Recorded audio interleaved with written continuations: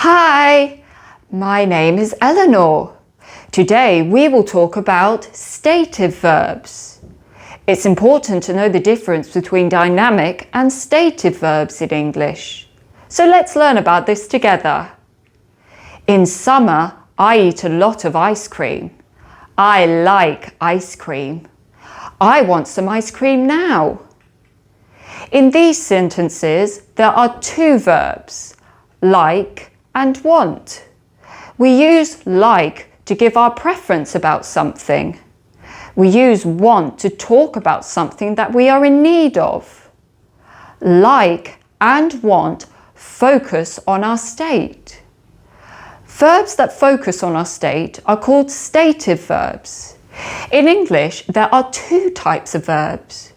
We have stative verbs, which refer to conditions or states that are not changing or not likely to change. There are also dynamic verbs that we use to talk about actions that we could do, like eat, drink, or play. Let's look at some examples.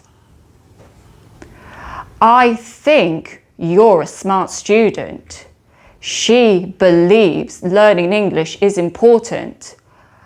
I feel tired today. Think, believe and feel are not actions that I'm doing.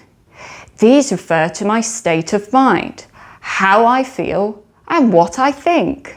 Therefore, they're stative verbs. So what different types of stative verbs are there? Stative verbs can be about a mental state. Some examples are know, believe, think, and understand. They can also be about emotional states. Some examples are like, dislike, love, and hate. Some stative verbs are about our senses. For example, feel, hear, and see. Let's look at some example sentences. He understands what you mean. Understand and mean are stative verbs that refer to a mental condition, not an action. He loves to go walking on the weekend. Love refers to an emotional state. She feels a bit lonely when she works away. Feels also refers to an emotional state. How can you make the negative form with state verbs? For stative verbs, they follow the same rules as other verbs. The only difference is stative verbs are not usually used in the continuous tense.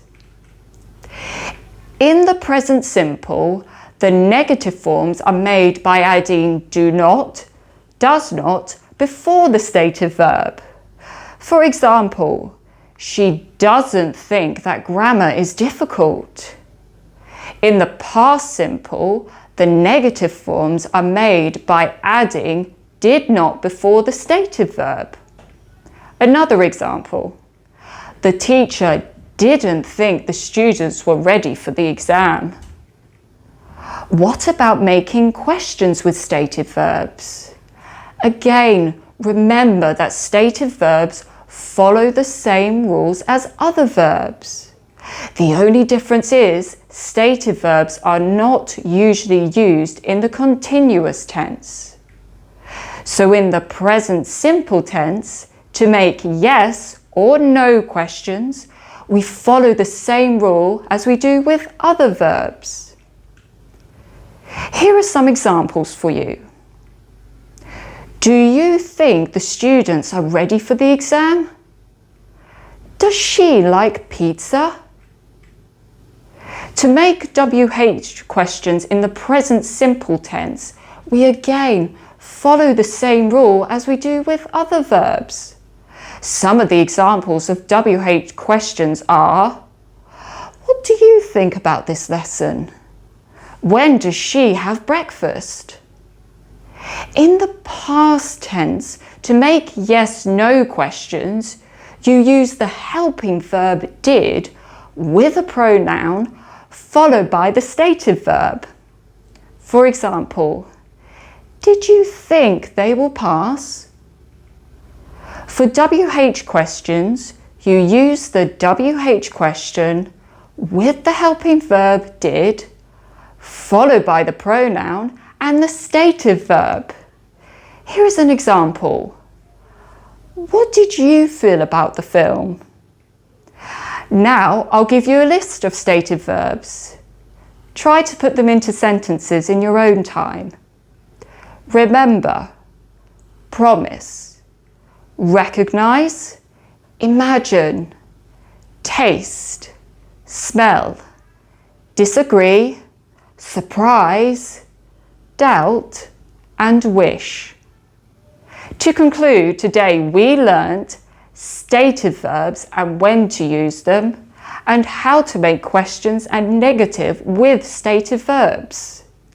Thanks for watching. See you in another video. Bye.